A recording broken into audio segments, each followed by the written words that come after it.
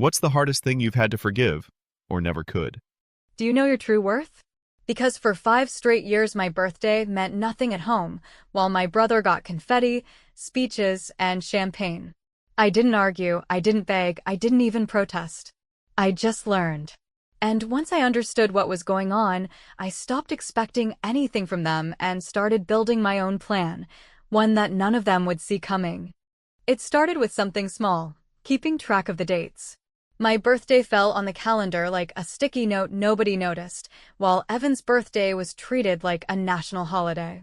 For 5 years straight, he had theme parties, rented spaces, photographers, coordinated posts, and endless photos of my parents hugging him and writing captions about how proud they were. And me? I got a late text from my mom, usually around dinner time, that said, "Happy birthday, honey, hope you had a good day."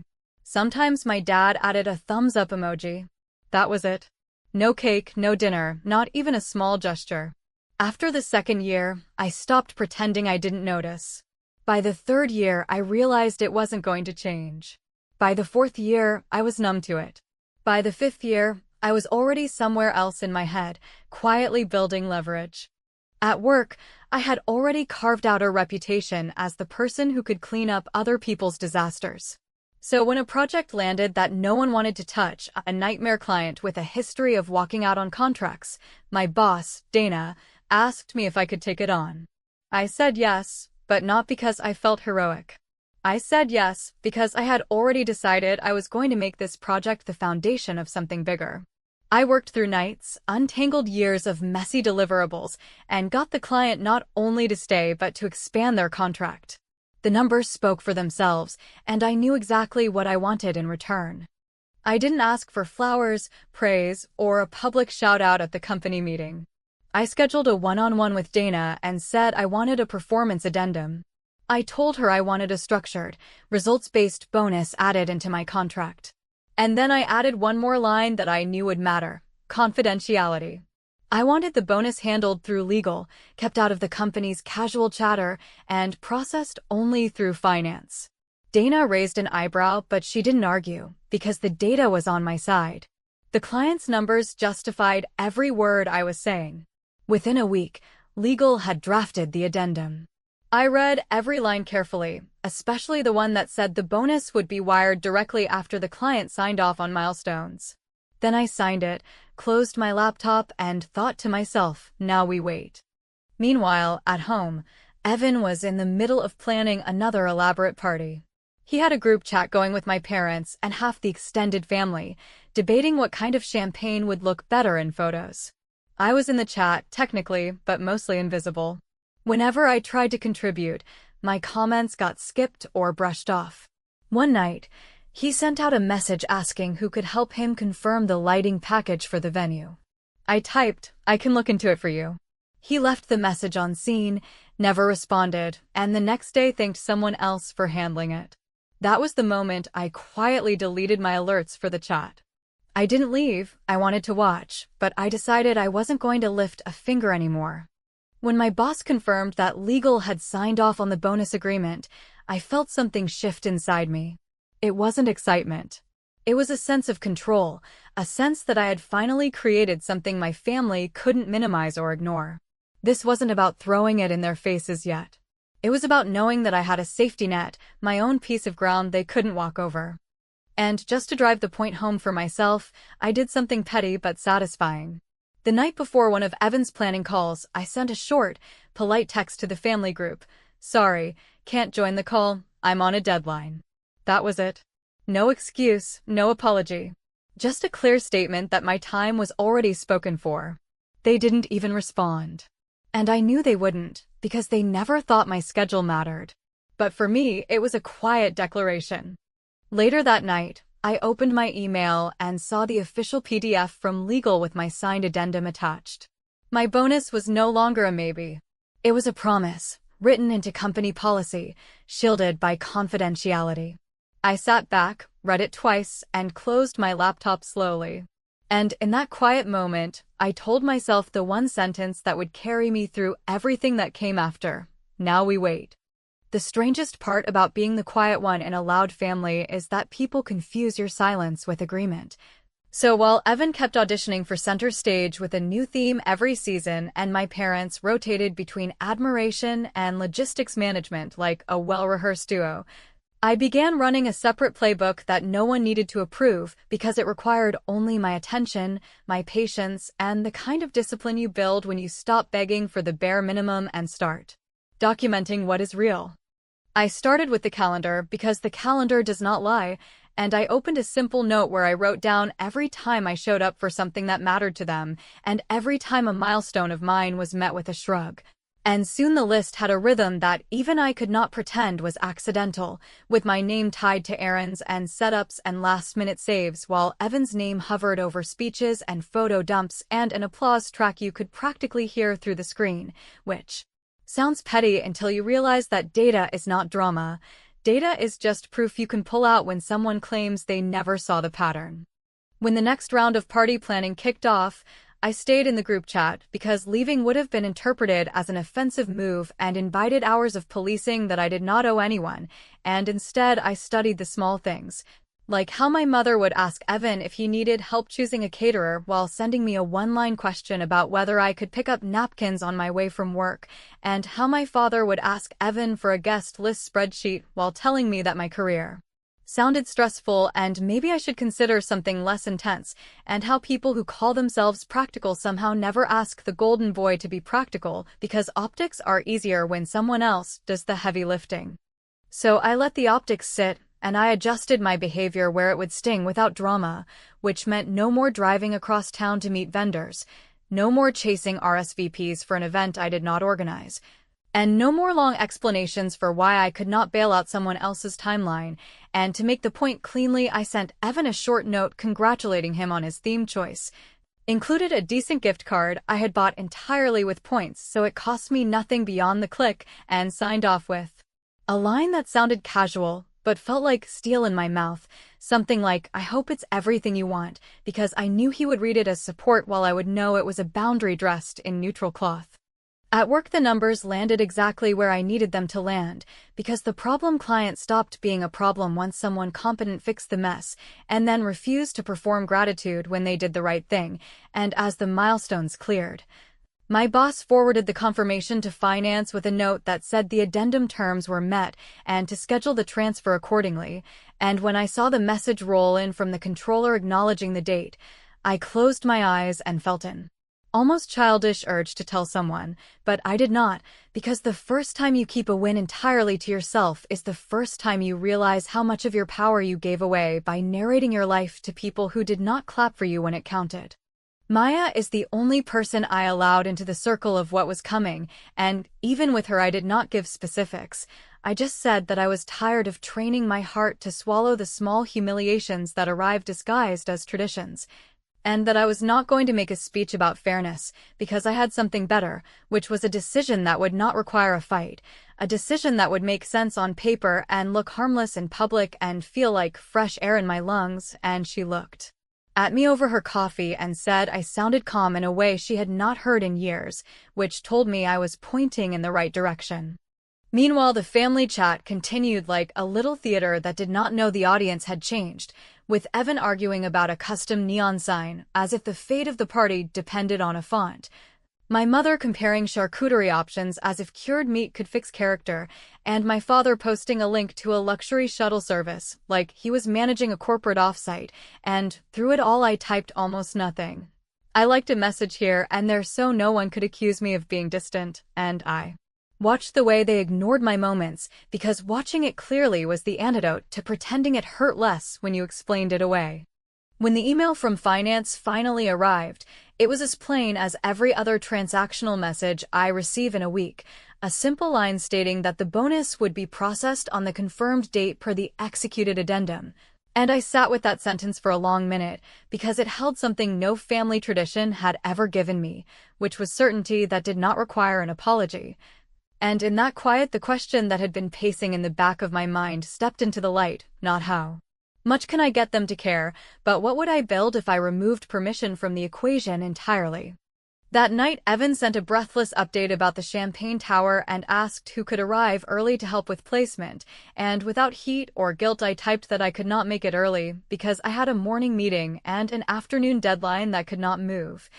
And I hit send and felt nothing except alignment, and when the phone stayed silent I realized I did not need them to notice the difference. I only needed to keep making choices that put respect where it belonged, which was back in my hands. Finance confirmed the date, the addendum covered the transfer, the calendar told the story I had been living, and the plan that had started as a whisper was now a shape I could move toward without asking anyone to understand it. So I washed my face, set my alarm, and promised myself one small rule that would govern everything that came next, that I would never again trade a boundary for a seat at a table where the chair had to be begged for.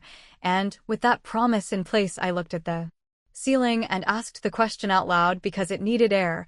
If money is not the problem anymore, then what exactly has been holding the door closed all this time? And how fast will it open when I stop pretending I do not know where the key is? The day the wire went through, I was sitting at my desk pretending to pay attention to a tedious project update, while my mind was already calculating timelines and possibilities that had nothing to do with quarterly reports or budget allocations. Because once the confirmation email landed from finance, the only thing I could think about was the fact that I finally had the leverage to move from theory into reality, and for the first time in years, I wasn't just quietly surviving the family's hierarchy. I was planning something that would rewrite it on my terms without needing their approval or participation. I had been quietly researching properties for weeks under the guise of browsing vacation rentals, but in truth I was in touch with a buyer's agent in a mountain town where people went for ski trips in the winter and hiking in the summer. The kind of place my family liked to name drop in conversations, but rarely visited unless someone else was footing the bill, and I told the agent up front that I wanted something practical, nothing sprawling or ostentatious, just a solid chalet with good bones, a reliable management company, and enough demand to rent it out when I wasn't there. She understood immediately that I was serious and not the type to waste her time with endless, maybe someday, tours, so she started sending me listings that were within range of what my bonus could cover as a down payment, and I kept all of it to myself. Because the first rule of winning in silence is that you don't announce the game until you've already scored. The process was not glamorous. It was paperwork, inspections, and endless back and forth with the bank, but I found an odd satisfaction in how unromantic it all felt, because this wasn't about proving a point through pretty photos. It was about making a decision that would outlast a family brunch or a champagne toast, and by the time I chose the chalet, I already had a property management firm lined up, a booking calendar drafted, and a plan for blackout dates that no one but me would control. I decided on one long weekend reserved for myself, a stretch of summer locked for a charity auction I supported quietly, and everything else left open for paying guests, because the last thing I wanted was to let my family assume this was their playground. Meanwhile, the family group chat was consumed with the countdown to Evan's next big production, where every detail from the color of the tablecloths to the flavor of the macarons was dissected like a state secret. And I sat there watching message after message roll in about themes and hashtags, while knowing that I had just wired the down payment for a property that could host 10 of those parties in one season if I felt like it, which I didn't. I typed nothing, I offered no input, and when my mother sent a picture of Evan at the tasting with the caption, "So proud of our boy," I stared at it for a long time. Then closed the chat and turned back to my email from the real estate agent confirming receipt of the wire. The contrast was almost comical, and in that moment I stopped feeling hurt and started feeling amused, because I knew I was weeks away from a reveal they would never see coming. The inspection process dragged longer than expected because of a minor roofing issue, and part of me worried that the delay would throw off the timing I had envisioned, which was closing right around my next birthday. But instead of panicking, I leaned into the irony of it, because if the past 5 years had taught me anything, it was that my birthday in this family was a non-event, which meant I could hijack the date without competition. When the agent called to say the seller had agreed to repairs and the new closing date landed exactly one day before my birthday, I felt something settle in me, like a line clicking into place. The day the final wire cleared, I kept my routine deliberately ordinary. I went to work, I answered emails, I sat in another meeting that could have been an email, and at lunch I signed the closing documents from a quiet corner with no one watching, then went back to my desk as if nothing had happened. That night, Evan sent a frantic message in the group chat about a custom cake flavor he couldn't decide on, asking if people preferred champagne raspberry or chocolate espresso, and my mother responded with 10 exclamation marks. My father chimed in about presentation, and the whole chat lit up like it was a matter of global importance. I stared at the screen, scrolled back to the PDF the title company had sent me with my name officially on the deed, and laughed under my breath. I didn't type a word into the chat because silence, I realized, had become my sharpest weapon. By the end of that week, I had blocked out my private weekend in the Chalet calendar and secured the week I wanted for the charity auction, which felt like a small but important form of revenge. Because while my parents kept performing their roles as Evan's cheerleaders, I was rewriting my birthday into something permanent, something generous on my terms, and something they would only learn about after it was already a fact they couldn't undo. The satisfaction wasn't in owning a chalet, it was in owning the narrative of my life for the first time, and doing it so cleanly that no one could accuse me of being dramatic or unfair. The wire had cleared in the morning, the deed was signed by afternoon, and that evening I sat with my laptop open as the group chat buzzed with arguments about frosting colors, and I let my hands rest on the keyboard without typing a word. I had never felt calmer. The game was no longer about proving my worth in their script, it was about writing a new one they couldn't erase, and while they obsessed over the party details, I smiled in silence, knowing that I had already placed my move on the board. And the ripple was coming whether they were ready for it or not. On the morning of my birthday, I did not wait for a call that historically never came on time. I did not check the family chat for a parade of recycled wishes that always arrived like an afterthought. And I did not rehearse a gracious response to the bland message I knew would eventually appear, because I had already decided that the day would be spent closing one door gently and opening another with the kind of click that echoes, so I made coffee. Reviewed a short list of errands that included signing the final closing documents at lunch, and told myself that if anyone asked how my day was going I would say it was productive, which would be true in a way none of them were prepared to understand. The closing itself felt almost comically uneventful considering the weight it carried for me, because the notary slid the paperwork across the table with the pleasant indifference of someone who processes life markers for strangers every hour. And I initialed, signed, confirmed the wire, double-checked the property insurance binder, and set up the autopay for utilities while thinking about how many birthdays I had filled with forced smiles, and how different this one felt even without cake, and when the notary congratulated me, I said thank you and walked outside into regular daylight that did not need to be poetic to feel like freedom.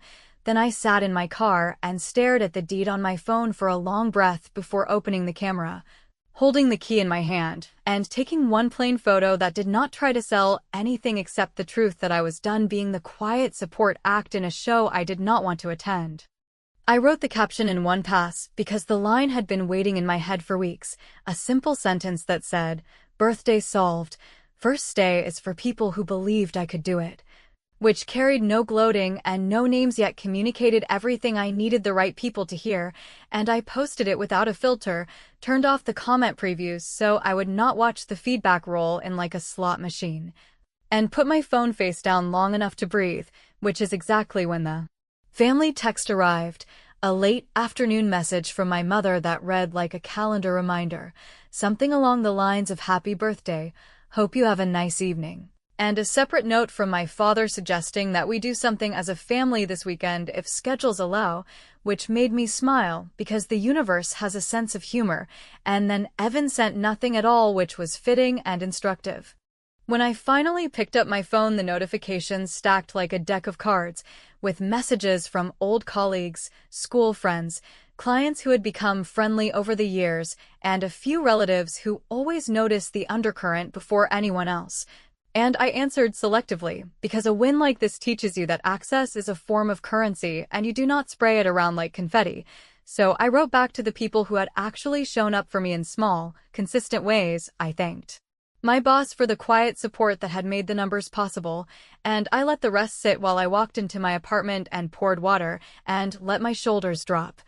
Which is when my phone buzzed with an incoming call from my mother asking if I could not make this a thing, because people were already asking questions and perhaps I should slow down before it got awkward.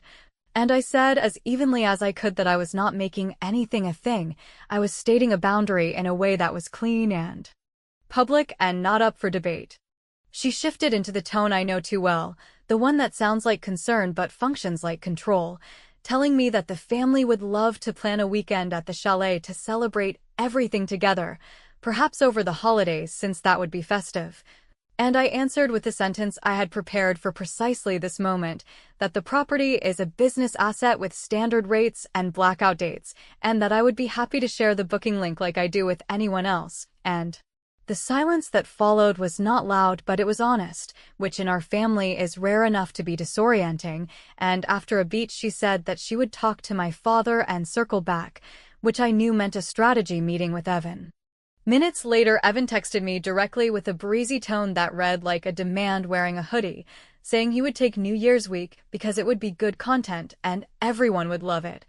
And I replied with the link to the calendar and a single line explaining that New Year's falls under a blackout period for personal reasons, which is to say it was mine. And he typed back a string of messages about family and tradition and how we should all be together, and I looked at my screen and realized a small miracle had occurred because I felt no urge to defend myself or translate my decision into something palatable. I simply told him that the chalet is available at the posted rate for a spring weekend with a refundable deposit and that I wished him a great evening, and then I muted the thread because boundaries are not real until they survive pushback. The rest of the night unfolded like a controlled experiment in human behavior, with people revealing themselves more efficiently than any holiday dinner ever could, because my DMs split into two obvious categories: those who were happy for me and those who were angling for proximity, and I answered the first group with warmth and the second group with the same booking link I had already sent to my family. And to enforce the point to myself as much as to anyone else, I finalized the donation paperwork for the youth program that would receive my birthday week every year. Then I printed the confirmation and slid it into a folder labeled Traditions because I wanted a physical reminder that I had replaced performance with purpose. Around 9, my parents texted that they might stop by for a quick toast if I was home, and I said they were welcome for an hour and that I had an early morning, which served as both an invitation and a boundary. And while I waited, I set 2 glasses on the counter and thought about how many times I had rearranged my schedule for their convenience, while they called it family flexibility. And I decided that even if they did not come, I would pour a toast for myself and for the version of me who finally learned that silence is not weakness when it is paired with a plan, and just as I turned off the kitchen light, I heard the elevator and a familiar knock at the door, which made my stomach tighten not from fear but from curiosity. Because the old script was dead, and I was about to see if anyone in this family knew how to read a new one. When I opened the door, my parents stood there with the expression they use for complicated news, the one that pretends to be delighted while taking inventory of anything that might need to be managed. And I stepped back and let them in because I had decided that this conversation would happen on my ground with my rules, so I poured water into 2 glasses, handed them over, and watched them circle the apartment like tourists in a museum who are trying to guess which pieces are expensive, which is when my mother started with a soft voice and asked whether the post was necessary given how easily people make assumptions online, and my father followed by suggesting that families should celebrate privately to avoid misunderstandings, which might have landed differently a few years ago when I still held out hope that a better script could be coaxed out of the old one. But tonight I set the printed page I had prepared on the counter, told them I would walk them through it once, and said that there would be no bargaining because I had given enough of my life away in the name of being flexible, and I was done donating my self-respect to the altar of keeping the peace. I explained that the chalet is a business asset and not a family toy, that it exists because I did work none of them were present for, that it will be operated through standard booking terms with blackout dates that serve clear purposes, and that any friend or relative who wants to stay will use the same link everyone else receives, and I watched my mother's face do the familiar dance where she tries to frame control as kindness, while my father calculates reputational risk. But before they could reframe my decision as a misunderstanding, I added the part that mattered most to me, the tradition that would replace the hollow birthdays of the last 5 years with something that generates dignity instead of staged affection. Because every year my birthday week will be donated to a youth program that pairs kids with mentors for mountain trips, no exceptions, no last-minute swaps. And if someone wants to be part of my life, they can contribute to the scholarship fund or volunteer for the program rather than angling for a photo opportunity at a house they did not help build. My mother said that people might talk and that Evan would feel excluded. My father asked whether this had to be so formal because family should not need contracts. And I answered that people were already talking and that formality is what keeps things clean when feelings have a way of bending the truth. Then I slid an envelope across the counter that contained a one-page explanation of the booking rules written in the simplest language I could manage because I wanted to remove any room for manipulation later, and I also included a printed confirmation from the charity showing the week already reserved for them this year, which made my mother purse her lips like she had bitten an unripe fruit, and my father sigh the way he does when he realizes a door has closed and the only option left is to knock. Evan arrived in the middle of this quiet stalemate, breezing in with that half-laugh he uses when he has already decided how a conversation will end. And after a hug for our mother and a nod at our father, he turned to me and said he would take New Year's week and that it would be good for family tradition and brand alignment, which told me that somewhere in a group chat I was not in, he had turned my life into a marketing plan, so I pointed at the paper on the counter and asked him to read before making assumptions, and he scanned it quickly like a man swiping through terms of service he intends to ignore, then said that rules are great for outsiders, but surely I understood that family falls under a different category. And I felt a sharp clarity rise through me that had no heat in it at all, only relief, because this was the moment my plan had been designed to hold. I told him the spring weekend was available at the posted rate with a refundable deposit and that he could book it within 72 hours to receive a small family discount, which was my final olive branch. And when he scoffed and said that treating him like a stranger was cruel after everything we had done for each other, I asked him to name the last time he moved a mountain for me that did not require a photo, then let the silence do its work while he tried to decide whether outrage or humor would serve him better, and eventually he chose the familiar route and said I was being dramatic and that none of this was necessary. So I thanked him for coming by, told him I had an early morning, and walked to the door because my dignity was not a group project and my boundaries were not up for a vote. They left with different kinds of silence, my mother's tight and rehearsed, my father's resigned and busy, Evan's loud even when he said nothing. And when the door clicked shut, I set the keys in a bowl and stood there for a full minute while my phone trembled on the counter with new messages, some sweet and unexpected, some forward and brazen. Many from people who had always known I was capable and were just waiting for me to stop explaining myself to an audience committed to missing the point. And I answered the notes that mattered and sent the booking link to the opportunists, then opened my laptop and finished the donation paperwork for the youth week so there would be no way for anyone to claim later that I had changed my mind. In the days that followed, the story spun itself without my help. Relatives with sharp eyes reached out carefully to say they admired the clarity, even if they would never say it out loud in front of certain people. Colleagues sent messages that combined congratulations with quiet envy at the simplicity of the boundary. And my boss wrote a brief note reminding me that outcomes speak louder than speeches, and that she hoped I planned to take several long weekends without asking anyone for permission, which I read twice because there is something healing about watching a woman in power name things plainly. It would be clean to say that my parents apologized and that Evan understood, but life rarely gives you clean resolutions on a schedule. So what I got instead was a new equilibrium in which nobody could pretend not to know the rules. Which is good enough for now because the entire point of this plan was not to make them into different people, it was to make me into the person who no longer waits for a transformation that is never coming, and with that settled I booked my own first weekend at The chalet set the thermostat remotely because technology sometimes feels like mercy, sent Maya the dates and told her to pack for quiet. And then I sat down to write one final line to myself that I will keep in a drawer near the front door so I see it every time I leave the house. A sentence that says I broke every polite rule they trained me to obey and I won. Not because I hurt them, but because I finally stopped hurting myself by asking for a seat at a table that was never built for me, and on the day I posted that key photo and let the messages crash into my inbox like a tide, I closed the loop not with a scream but with a standard. And the relief tasted like the first breath you take when a heavy door swings open and you do not ask who is watching as you walk through.